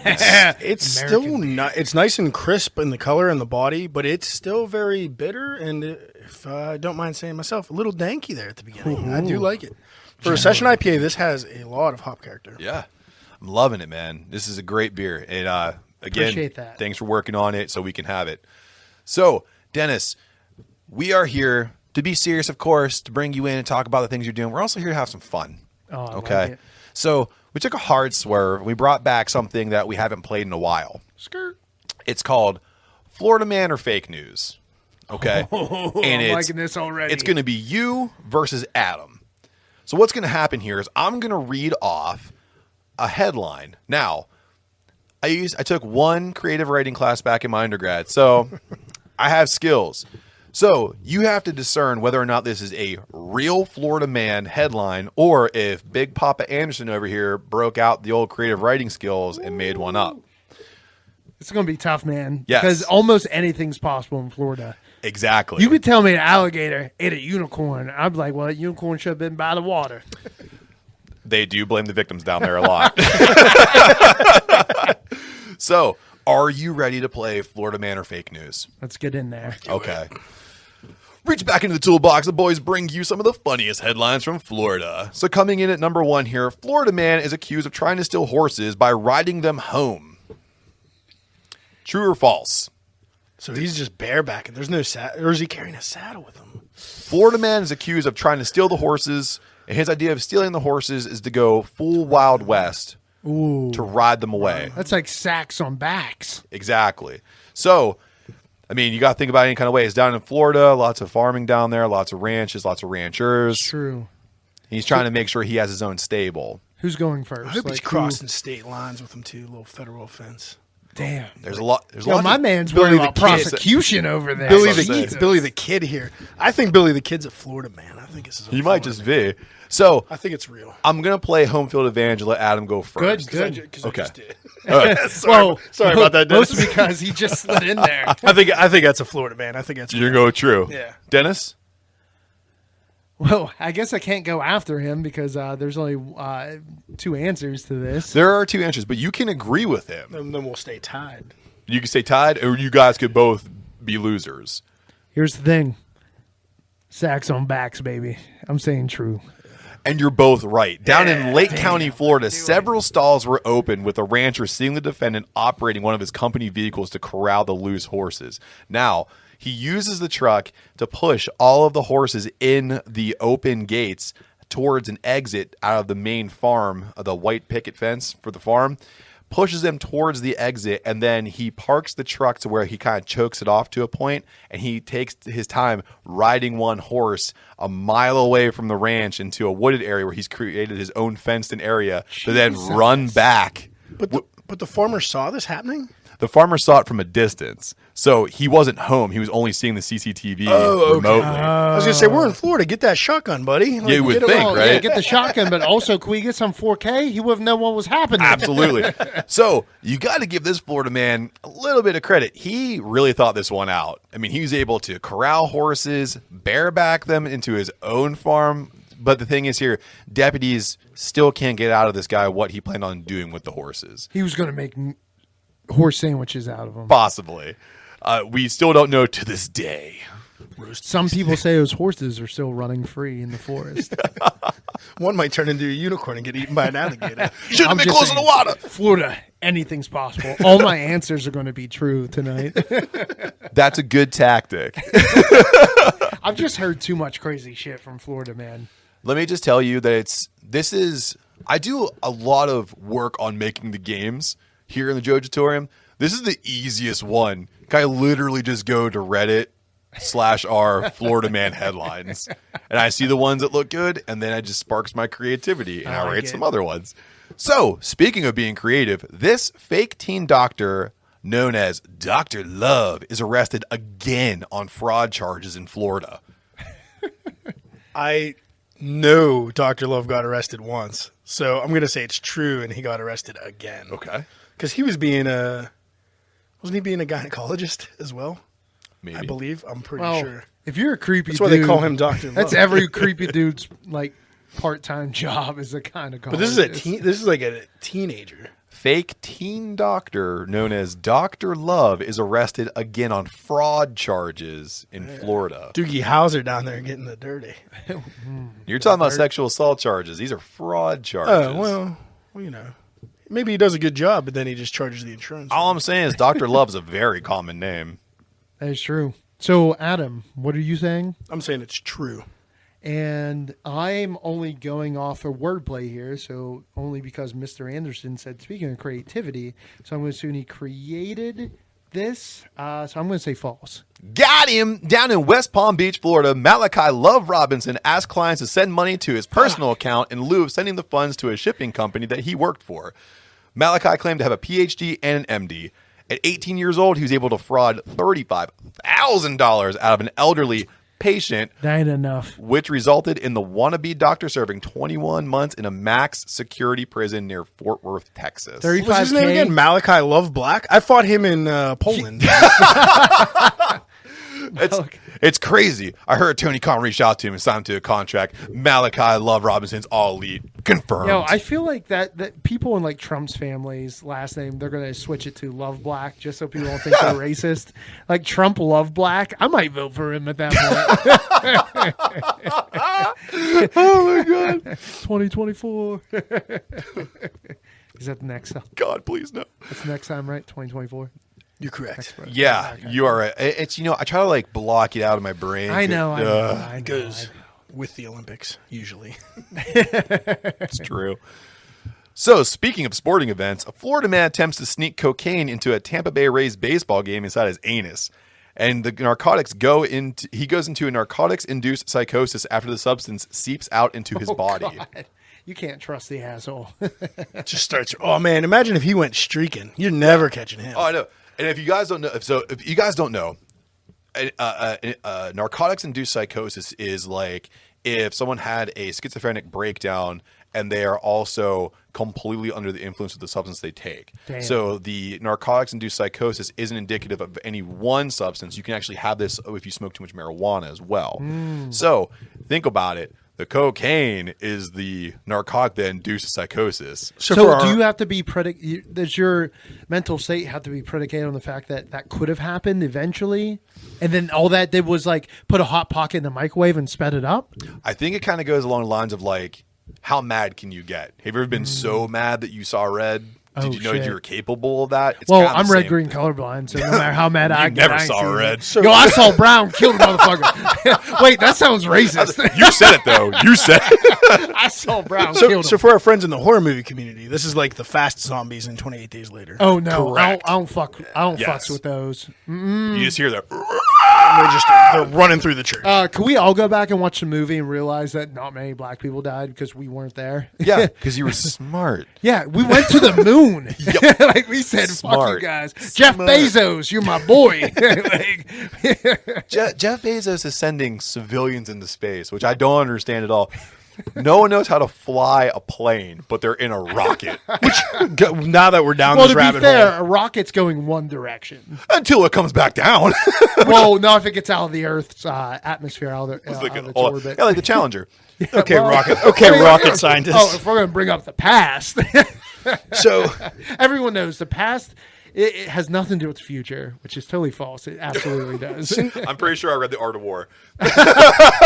since we went down this Bezos rabbit hole, it proves that all these grow your hair back solutions are fake. Because if he could send a rocket into space, he could grow hair on his Yeah, head. I agree. Damn, So just go bald. bald motherfucker. So to cut right back to what we were doing here, Good, because I forgot. Yeah, the psychosis at a Rays game. a Florida man attempts to sneak cocaine into a Tampa Rays baseball game inside his anus and goes into a narcotics-induced psychosis after the substance seeps out into his body. True or false? Can I go for the Grand Slam win? Sure. I'm going to say false because this happened at a Baltimore Orioles game instead. Okay. Because it sounds like a Baltimore thing. I will agree with Adam because he's conveniently right about this stuff for arbitrary reasons. I did hear the love story on a radio show. Yes. That's the only one I had any. So you guys are right. It is false. And for kind of the right answer, it was a Tampa Bay Lightning game. Oh, damn it. Ah, gotcha. Guy tried to show up with his kids to watch a hockey game, and it turned into a brawl. Totally sounds like a Baltimore thing. Oh, Yes. Here's the thing: if you can trust anything, Adam is always right about what happens in the anus. Yes. Yes. Expert. I can't even. Can't deny it. So the way the story went here is he went to the hockey game and he decided that if he snuck it into his anus, he could go in between the first, second period, pull it back out, and take some bumps in the bathroom before he came back out. Because taking care of your kids must not be that fun, right? Dad, you got some shit on your nose. Or his kids are so bad he needs needs the extra cocaine. jolt. So apparently, though, he went to the dollar store to get his balloons because that fucker Ooh, that's where you popped in fucked up. Yeah, That's where you fucked up. You ripped got to get some premium rubber, homie, Yes. if you're putting drugs in the anus. By the end of the first period, this Florida man was trying to fight the glass and everyone around him. He was found half naked running through Section G towards the exit when people thought maybe he was hurt, but when he was stopped by security, they found out he went full Florida man. Oh, man. Never go Wait, full who's Florida watching man. the kids? God's watching the kids. CYS. Yo, Jesus, take the wheel. Gee. Any idea how old the kids were? Not to make this even more of a real story, but Dude, I think I read they're definitely under 13. Old enough to Ooh. be scarred by this. Yeah, definitely have to go to therapy for this. but if there's a group of them, they'll take. I've met a lot of street kids. Like they'll fuck you up. Yep. Yeah. So if that's their dad, this ain't the first time. No. I saw my daddy do this on our visiting weekend. There was one weekend their alligator ate a unicorn, so that's how that happened. And again, too close to the water. Know where you need to be, That's unicorn. it, man. Not blaming the victim, but also know your surroundings. Situational awareness. Shouldn't you be motherfuckers. in movies with Tom Cruise and not? Or at least could these Florida men just get one black friend? None of this would ever happen. They have black friends, Oh no. and they try to talk sense into the Florida men, but it never works. Because to Never. be fair, we're going to give up and we're leaving. Yeah. We're not taking a risk encounter with the police. No, absolutely. Yeah. Oh, cocaine up your ass. See you later, Tom. Like, I'm not hanging out with you. I knew it was weird having a friend named Tom because, he's an uncle. I wasn't even going to go there. It's all right. I'm here. I'll do it for you guys. So, speaking of doing it for the guys, a naked Florida woman drove a golf cart through an armed standoff with deputies. Now, remember, you're down one. I am. You are down one. So, again, a naked Florida woman drove a golf cart through an armed standoff with deputies. I feel like this is a trick question because it's only like Florida men. So it's a Florida woman. This Florida woman did this. I think it's true. I know. Women are so powerful. I think it's true. True? True. What are you going with? I'm scared. Because women are capable of anything. And since it's a Florida woman, she TikToked it. Oh, for sure. Because if I die in the next 20 years, my wife killed me. And I'm not saying I didn't deserve it. I'm just saying she did it. We got to go talk to her, right? And she'll say she knows nothing. So I want to say false because I feel like I can get this point just based on semantics. She did it. Of what this game title is even called. She did it It's with Florida the golf man. cart on the beach. So a Florida woman can't go Florida man. Okay. Well, without the proper medical procedures in place, which true. I would need to see evidence. Yeah. So I'll say false based on technicality. And Adam takes the point because it's true. When officers responded to a shots fired call for an 18-year-old male suspect, a quote-unquote heavily intoxicated woman drove her golf cart past several marked police vehicles. What's more is the female cart operator was completely naked and fought several officers who firstly tried to stop her from entering a dangerous crime scene and secondly tried to apprehend her for tampering with the crime scene when she repeatedly refused to follow police officer orders. This is wrong. But do I we have have- one question. Do we have an age on this young lady? No, I Darn don't. I have one question. Yes. When you say heavily intoxicated, is that predicated on the fact that she's intoxicated by a large amount of intoxications? I don't know if that's a word. Intoxicants. Or intoxicants. Or is it heavily intoxicated because she's a large woman? That could also factor into why I was asking age. So I'll go back and see. But what I think is hilarious here is that it was a shots fired call for an 18-year-old male suspect. So you have officers trained on Yo, this. that's this his site. girlfriend. What a She swerve. came in like a wrecking ball. In my dreams, it's his mom or his grandmama. Now, in your dreams, In my dreams, yeah. I want this to be the My sick girlfriend. fantasies. Like a 22-year-old, well-endowed. Yeah, but she's not coming through Magical like octopus like mom will. Those No. things will hit the ground. No, mom and grandma, they ain't there to make friends.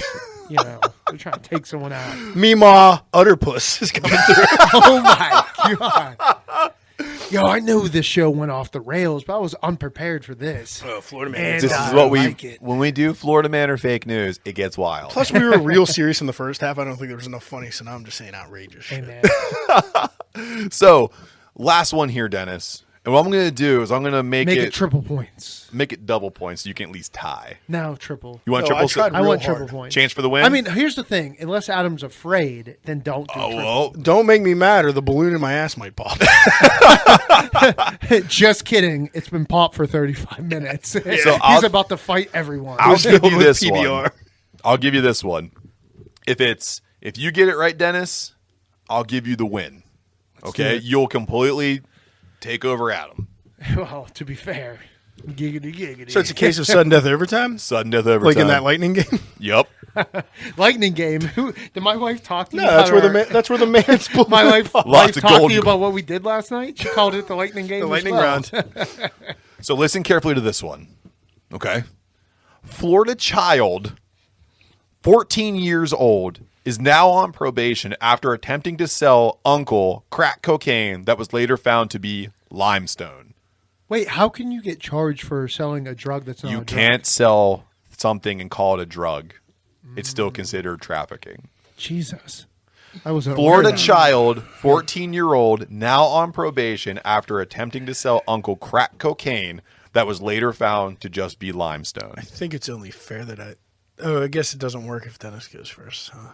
Because he could Well, win did it. you say I go first? I thought Adam had a home field, so He has always home goes field. First. So I'm going first? Yes. I think that's false. Okay. Why? I think you creatively wrote that, and I don't think there's much limestone in Florida for some reason. There's I limestone don't everywhere. know that. I know most of it's in Kentucky. That's why the water's so good. For bourbon. There you go. Here's the thing. I did an episode recently with a geologist, so I'm going to say false. Okay. So you guys are both going with false. So you're just going for the loss, Dennis. yeah. So Well, I can't wait. Oh no, because if we both pick the same thing, I You lose no lose. matter what. Fuck. Man, all right, he's I not gotta a- go true. You're then. not a very good strategist. science. I want to play Monopoly with you.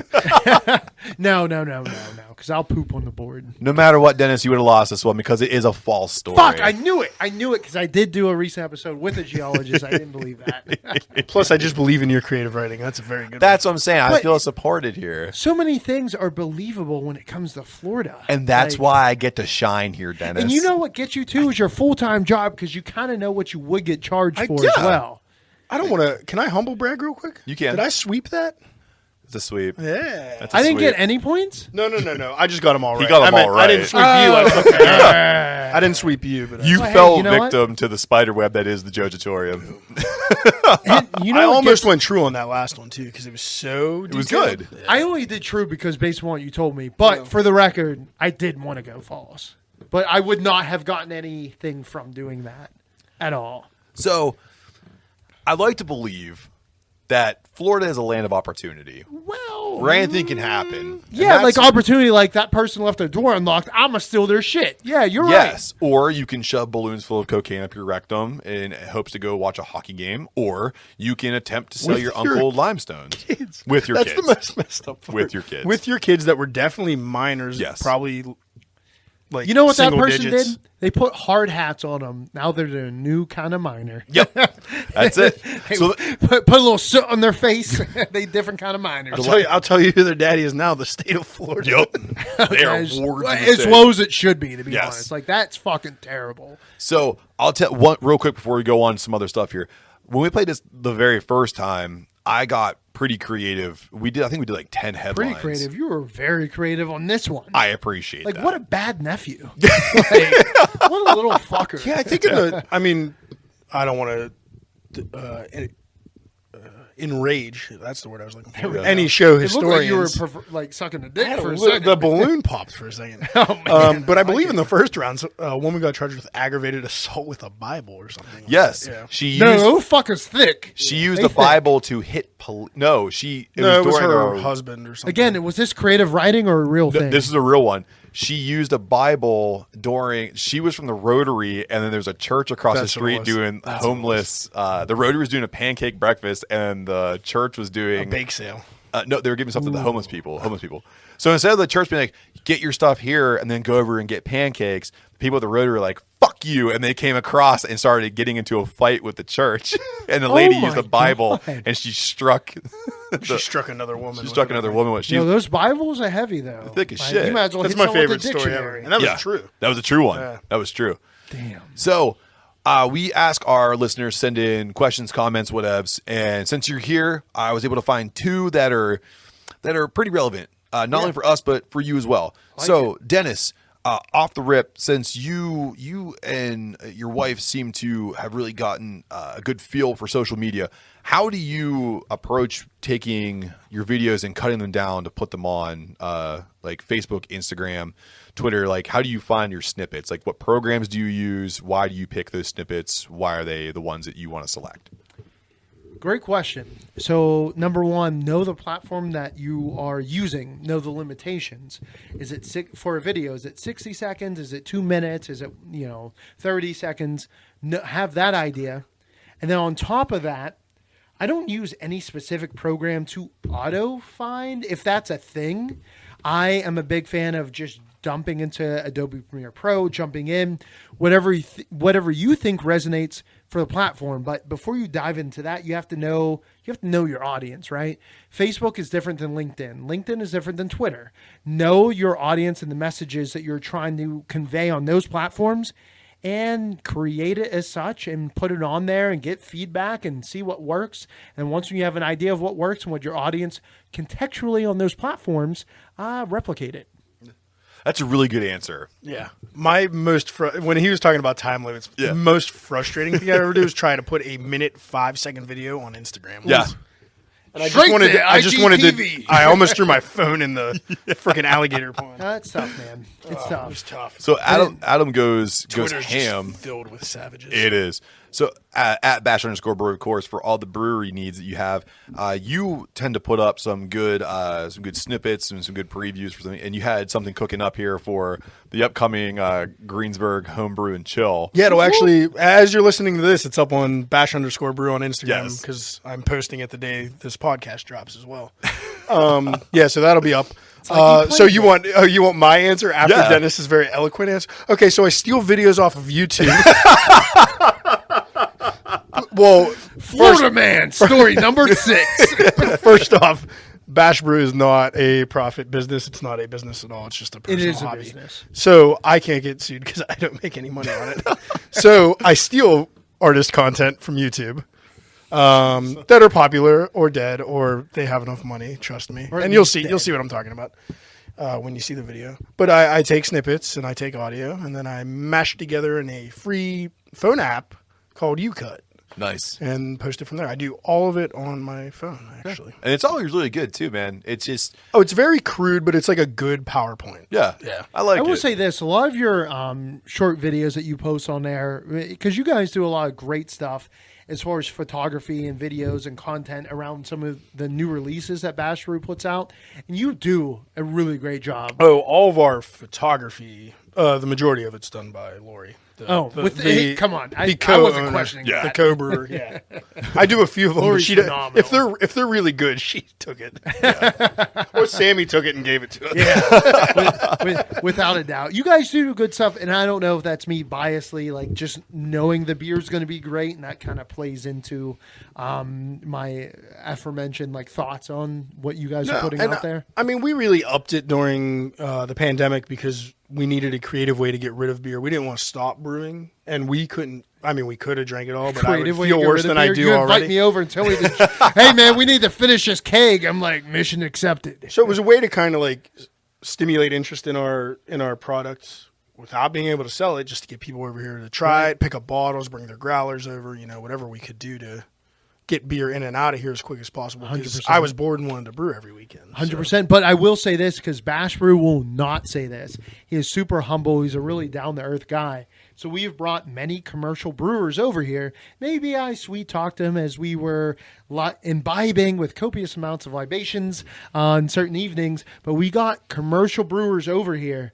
And they stopped. They were a little intoxicated. But they called timeout and just said straight up, Bash Brew, Adam, I'm not just blowing smoke up your ass. Your beer is some of the best out there. You need to fucking start something. So, he says these things, but his beer especially from a home brewer level. Like, he is the best home brewer in Western Pennsylvania. If anyone disagrees with me, I'll fight you, and just know I'm 6'5", 250. I'll fucking put that shit down. He's kind of scary. Dennis, you and Matt are the best smoke blowers in the business. Not smoke blowers, between you man. saying this and him calling me the world champion every week. I'm just saying, his beer is so good, and if you don't believe it, you don't know beer. And if you do know beer and you don't believe it, you're a fucking pretentious asshole. So get the fuck out of here. If you believe what Dennis or Matt say, everybody go out and buy a Powerball ticket. And if you win, I just need a little bit. Yeah, just a little If you bit. truly believe in me, just buy a Powerball. No, even that, he's just doing these grandiose things. All you have to do is just follow and like Bash Brew, and just randomly share his stuff that's out there, and just speak good things. This goes for everyone out there too. Put good stuff out there, and good stuff will happen. I don't know if I believe in karma, but I do believe in good people. Just be a good person. Speaking of good things, lastly, so I use Headliner, and I'll find something like Adam and I tend to have some pretty funny spots in the podcast, and I'll find one. It's about 30 seconds. Rip it out of there, and I'll use Headliner or Filmora, and I'll just kind of splice things up, and then I'll dump it on like Instagram, Facebook, and Twitter. And it tends to be pretty fun. The Penta Says one I think was pretty funny. I really enjoyed listening to that. Yeah, I was giggling about that was one of the latest ones. Yeah. So here's the thing. I like that was wrestling, right? Yeah. So I like wrestling. I don't know the politics and all that stuff, but I still listened to the whole thing, and I was like, giggity. So, you are known for being a part of... One second. Yeah. I'm sorry. So the last person who asked this question, Yes. were they asking it from like a business point of view, a consumer point of view? I'm just curious. I think a consumer point of view. Don't limit yourself. Whatever you're putting out there, don't worry about how you should do something. Matt brought up a great point. He just does it. Just fucking do it, and then worry about how people receive it afterwards, and then switch it up and change it, and then you'll find the right formula. But you'll never figure it out just by reading and listening to other people. You'll only learn what works for you by doing it. And if you're not making money on it, and Taylor Swift, you can't rip her YouTube. I learned you can't rip Taylor Swift's YouTube audio. Don't do that. But if you find her live performance, you can rip that. Yeah. These guys are animals. Welcome to the Jojitorium. Taylor, give me a cease and desist, please. I'm letting you folks know how to not get sued. I'm just saying, if you have no money, you can do these. Sorry, Matt. That's okay. As you were. So we are moving into spooky season, and you are known to be a well-connected beer guy. So people want to know, what fall beers are you most excited for? Because you have a palate that I respect. So I want to know, Appreciate that. what's the one fall beer you're really looking forward to having?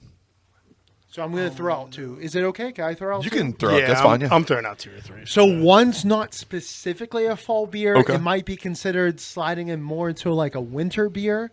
But one of my go-tos for years, the last 5, 6, 7 years, has always been Chocovesa by Stone Brewery out of California. It's more of like a hot chocolate peppery stout. Nice. Absolutely love that beer.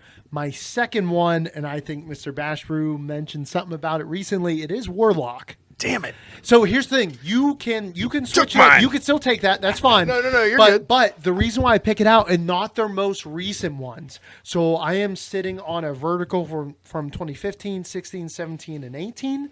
In my opinion, 2016 was the best Warlock that came out. I have about 3 or 4 bottles that I should have brought over tonight, just kind of forgot about it. We can do that in an But, October episode. Yeah. So, I mean, I am sitting on some of those. Big fan of, I do like pumpkin. Like I said, pumpkin, Warlock, some of the best out there. But I think as Southern Tier Brewery scaled up, they kind of lost a lot of the flavor, a lot of the nuances. So that's why I'm holding on to some of those early years. Like, my life depends on it. Yeah. It probably does. My sugars are a little out of... Adam, what about you, man? So, yeah, Dennis took Warlock, which is my number 1, even though it's a big commercial beer. I have another big commercial beer that people can hate me for, and it's one of the ones that got me into beer in general, and that's Dogfish Head's Pumpkin Ale, which... Sometimes it used to be a pale ale, I believe, back in the day. Now it's a brown ale. Either way, it's still Still yummy. I still try a 6-pack of it every year. Yes. Locally, there's some really good places that do an Oktoberfest. Roundabout, which we brought up earlier. New friend of the podcast, Penn Brewery, does a freaking fantastic Oktoberfest. And almost every brewery in Pittsburgh does like a Marzen or an Oktoberfest. I know Abjuration had a really good one last year. But not every brewery does it well. Right. Yeah. Abjuration had an incredible one last year. And, and some homebrewers do some weird stuff with pumpkin too. We had a ghost pepper or a Reaper pumpkin stout at North Hills Brewfest. That sounds incredible. I can't remember. From Brian Brian Llewellyn. Llewellyn? Brian Llewellyn made it, but I don't know. It was good, man. I forget the pepper, but it was spicy. And Daddy was on COVID protocols. I wasn't there. I wish we could have drank more, but then this windstorm just whipped in and almost knocked over our camera. Like tables were starting to get blown over, and we had our camera rig set up, and then we were in the middle of a conversation. I was like, "Sorry, man, can I have 10 grand hit the ground?" Yeah, he's like, "I'll see you in an hour." So I didn't run as much as I waddled over, but yeah, I can't think of. Strangely enough, though, I can't think of like a local brewery. And please reach out to us if you do. Yeah. That makes a pumpkin beer that's super solid or super well known. I'm sure there's one out there. I just can't think of. Say But I Leaning think Cask does something out in that's Springdale. possible. That's possible. Yeah. Because a lot of their stuff is super approachable, and they really do good brown ales, ESBs all the time. Oh, That's yeah, kind of what yeah. they do. But a lot. Leaning Cast, they do a lot of things at somewhat room temperature. There's some in that way. If it's for you folks out there that may not be super big craft beer enthusiasts, the lower or the higher, not higher, but somewhat the room temperature, you're going to pick up a lot more of the nuances that the brewer wanted you to taste. Where if you notice, as cold as the Rockies, they know it tastes like shit. If you make something so cold, you're not going to taste it. Yeah, and I think Like MSG. I think a lot of that locally has to do with like our large German population, and Polish population. Like those Oktoberfest and those Marzen styles are just really popular around here. So I think those get a little more attention. But yeah, if there's a good pumpkin beer locally, let the boys know. We'll review it on For the podcast. sure, yeah. If you want to know a little trick of the trade, if a brewery brews like a brown ale or an ESB year round, odds are they brew a super dope like fall winter beer as well. Yeah, So- absolutely. Yeah. So for me, fall beer I always look forward to. It's nostalgia for me. It has a great place in my heart, and sometimes people don't like it, but it's Fathead Spooky Tooth. Oh yeah. So Depends on the year for me, but yes, when I got married at my reception. Wait, you're married? Yes, Nah, I'm just, I we all am. knew it. My wonderful wife who puts up with my bullshit. When we had our reception, I was still nervous as hell, and the waiter came to me and said, "Hey man, pour you a beer. What do you want?" And I was like, "Oh, what's the dark beer we have?" I forgot what we got. And he goes, "Nah, man, whatever you want. Like we have all these things on tap. Wait, it's October. Do you like fall beers?" I was like, "Yeah." He goes, "I got you." He comes back with Spooky Tooth with like the shit around the rim and everything. Oh, and he yeah. handed it to Little me. rim job. And that was like one of 20 I had that night. And from then on, it's like for me to remember like those times that Spooky Tooth always. I have a 4-pack in my fridge right now. Oh man. yeah, I love that it. year was a really good year for Spooky Tooth too. Because the night before your wedding, I hit the hotel yeah. bar and got wrecked. Yes, it was I a had, wonderful to, I had to time. hair of the dog in Gatorade the next day. Yep. Penta says, drink some hair of the dog because you dehydrated. So this is usually when we go into what's on tap and where you can find us. But Dennis, before we do that, we want to make sure that you have this time right now to tell people all your socials, where they can find you, what's coming up next, and just anything that you want everyone to know. So go ahead. The floor is yours. Thank you. I appreciate that, Matt. And it's so good to be on the Cane with the Boys. This has been such a pleasure and a long time coming. Absolutely love you guys. And thank you, folks out there, so much for listening. If you want to find out more about us, please jump on at First Sip Brew Box. We're on 7 different social media platforms, TikTok included. We're out there doing little dances, playing with our beagle, having a good time. So hit us up there. If any brewery owner or anyone out there that has a business that maybe wants to give a brew box as a gift to clients, employees, onboarding gifts, that kind of stuff, hit me up at Dennis at First Sip Brew Box. And if you want to order a brew box for yourself, hit us up at firstsipbrewbox.com. As far as some of the unique stuff we have coming up, we are partnered up with Barrel and Flow, which is one of the first black beer festivals in the country, in these United States of America. and we did a beer collaboration with Our Town Brewery located in Lancaster, Pennsylvania. Super dope beer. We put a ridiculous fucking amount of hibiscus and pineapple into an IPA. It's going to be insane, and we did a brew box to feature that. We did a really unique saying, "Stand strong" in Swahili on our front of our shirt, and we did a really unique hibiscus flower with kind of like hops kind of growing out of it. So check it out, firstsipbrewbox.com, and we are giving those shirts out in the brew box whenever you subscribe the month of September. So hit us up, come see us at Barrel and Flow Fest if you're going to be there. If not, and you may be trying to look for something else to do later on in the month, we will be at Homebrew and Chill, which is part of the Greensburg Craft Beer Week. September 19th, I believe. I've had quite a few beers, but I try to remember dates, and my wife takes care of all of our calendar stuff, so I may be making things up at this point. Thank you, folks, for listening to us. This has been a lot of fun, and thank you, Matt and Adam, for having First Sip Brew Box and myself on this episode of yeah, The man. Cane with the Boys. Could not have been happier to have you here. So, Adam, what is on tap? And where the hell can you find us? Yeah, I'm going to hurry up and echo Dennis real quick. September 19th, like you said, Homebrew and Chill. Come see Bash Brew. Come see First Sip Brew Box. Come have a good time. Drink with us. Dance with us. Let's do this. All Saints Brewing Company in Greensburg, PA. We just kegged the apple fritter yesterday, so it will be ready to go for next week, which means after the festival. So this is the 20th and later. If you want some apple fritter, bring your growlers over. Come get some. I'll bottle some up for you. Just contact Decaying with the Boys or Bash_Brew, and we will get it ready for you. And we also have Jojitorium on tap for that week. Other than that, it's all going to festivals, so keep up with our socials. The only other thing we have scheduled right now is November 6th, Drink the Cookie Table at Spirit in Lawrenceville with Fueled by Hops. And if you want to find out what's happening with the reigning, defending, homebrew champion of the Berg, just follow him at Bash_Brew on all social media. It's Facebook, Instagram, and sometimes I coerce him to post on Twitter. And if you want to find out stalk people on there. And real quick, I forgot to mention, I did mention we're bringing the apple fritter. The other beer we're bringing to Homebrew and Chill is the one that won North Hills Homebrew Fest. The Poblano Smoked Pale Ale will be there. So if you want to see what won the grand champion at North Hills Homebrew Fest, this is your only chance to get it this year. Good. This is it. Once this keg's gone, it's gone until 2022. So again, if you want to find out what's happening with the champ, it's Bash_Brew on Facebook and Instagram. And again, I'm going to make him get a Twitter.